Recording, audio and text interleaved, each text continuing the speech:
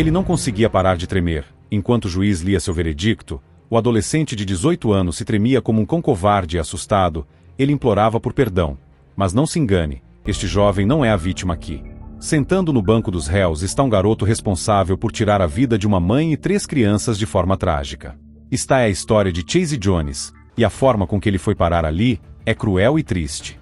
Para entender esse caso, voltemos um pouco no tempo. 19 de março de 2024, Renton, Washington. Uma tarde comum, trânsito moderado, nada que indicasse perigo. Mas em poucos segundos, tudo naquele cruzamento seria destruído. Um jovem de 18 anos, ao volante de um Audi, decide acelerar até 180 km por hora em uma área limitada a pouco mais de 60 km por hora. Ele não reduz, não hesita, não toca no freio nem por reflexo. O impacto que viria a seguir arrancaria 4 vidas de uma família que apenas voltava para casa após um dia normal. Até aquele momento, esse garoto já havia destruído 2 carros no último ano, sempre correndo demais, sempre saindo ileso, sempre sem enfrentar qualquer consequência real. Nem multas, nem suspensões, nem obrigações.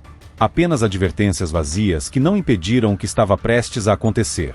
Naquela tarde, Andrea Hudson, 38 anos, dirigia sua minivan com 6 crianças. 3 eram seus filhos, outras 3 eram amigas da família. Eles pararam no semáforo vermelho no cruzamento da 140 TH com a 192 nada. Um ponto comum na rotina deles. O tipo de lugar onde ninguém imagina que a vida pode acabar com um único estrondo. O Audi surgiu como um projétil. Dados internos do veículo mostrariam depois que Chase Daniel Jones manteve o acelerador pressionado até o limite. Nada de desvios. Nada de tentativa de controle. Apenas velocidade absoluta. O choque atinge a lateral da minivan com força suficiente para lançá-la contra 2 carros próximos, fazer o veículo capotar e se partir ao redor de um poste.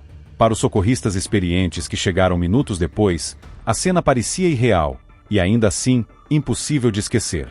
Andrea, Boyd Buster Brown, de 12 anos, e as irmãs Matilda e Eloise Villoxen, de 13 e 12 anos, perderam a vida na hora. Os 2 filhos de Andrea que sobreviveram, Nolan e Charlotte, foram levados para o hospital em estado crítico. A extensão das lesões deles deixou médicos e familiares devastados. Danos cerebrais, fraturas graves, impactos que vão acompanhar os 2 por toda a vida. Chase, por outro lado, saiu do carro praticamente sem ferimentos. Quase um ano depois, em abril de 2025, o caso chegou ao Tribunal Superior do Condado de King. Não haveria julgamento. O jovem assumiu a culpa por 4 homicídios e 2 agressões graves no trânsito. Restava apenas a sentença, e a dor das famílias aguardando um mínimo de justiça. Quando os depoimentos começaram, o silêncio no tribunal parecia pesar no ar. O marido de Andrea, Abby, falou com a voz trêmula. Ele descreveu como, em segundos, perdeu a esposa, viu a família ruir e passou a enfrentar um tipo de medo constante que não existia antes. Contou sobre seus filhos perguntando pela mãe, sobre noites sem dormir, sobre uma casa que parecia ter perdido o som. A cada frase, o impacto emocional atingia quem estava ali. O pai de Boyd também tomou a palavra. Ele explicou como o dia 19, seja de qual mês for, virou uma ferida aberta. Como a alegria natural dele se esvaiu. Como se tornou insuportável entrar no quarto do filho e lembrar que nada daquilo voltaria. Disse que agora convive com um sentimento que nunca imaginou carregar. Um vídeo em homenagem às crianças e a Andrea foi exibido. Imagens simples do cotidiano, registradas antes do acidente, deixaram a sala inteira em lágrimas. Fotos, cartas, relatos de professores, amigos e vizinhos se acumulavam como um retrato doloroso do que foi perdido. A mãe de Andrea foi direta. Aquele era o 3º carro destruído por Chase em circunstâncias idênticas. Segundo ela, se tivesse havido qualquer consequência de verdade antes, talvez todos os 4 ainda estivessem vivos.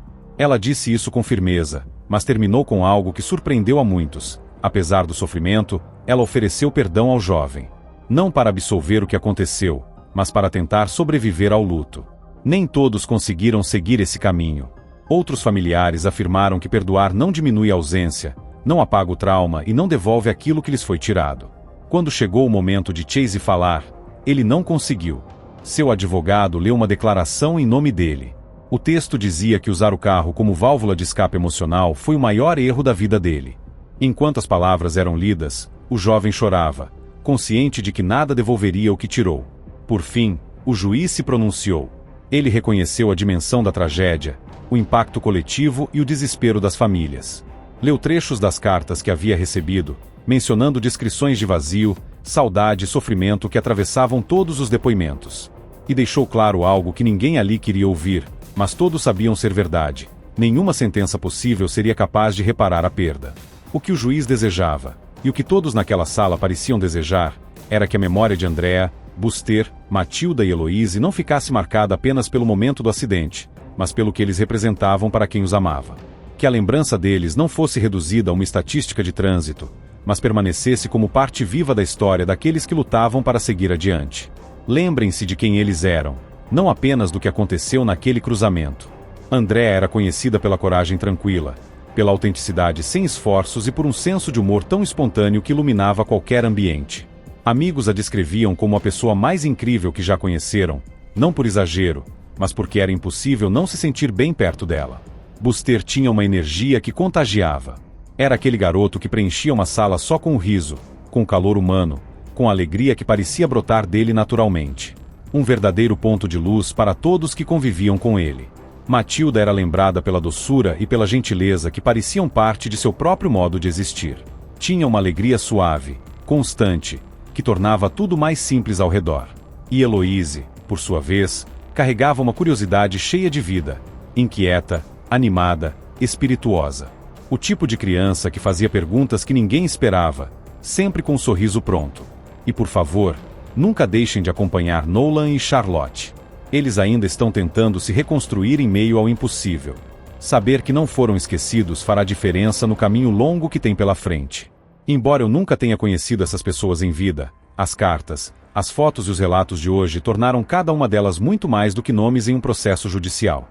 Elas ganharam forma, histórias e presença. E, da mesma maneira, também conheci um pouco sobre você, Chase Jones. Muitos que te amam escreveram cartas tentando explicar quem você é. Falaram da sua capacidade de se preocupar com os outros, da forma respeitosa como trata as pessoas, das dificuldades que enfrentou desde cedo e do esforço que fez para amadurecer. Disseram que você sempre buscou melhorar e que, apesar de tudo, existe em você alguém capaz de agir com empatia e responsabilidade. Hoje, ao te observar, acredito que o arrependimento que demonstrou não é apenas protocolar, é real. Não somos definidos pelo pior momento da nossa vida, e sim por como lidamos com ele. E o que eu vi sobre você indica que tem a chance, e a obrigação, de transformar essa tragédia em algo que impeça outras pessoas de seguir o mesmo caminho.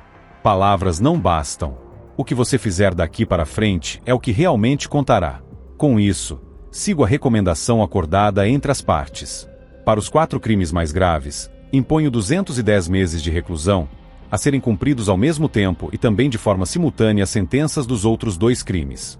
Para estes, aplico 84 meses, igualmente de forma concorrente.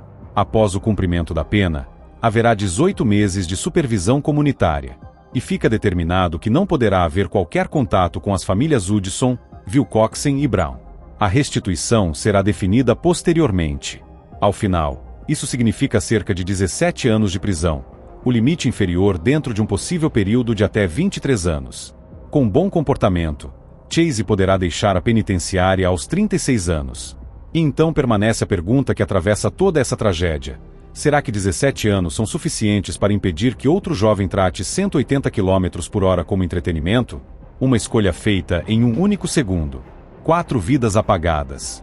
2 crianças marcadas para sempre. Um bairro inteiro carregando a memória daquele dia.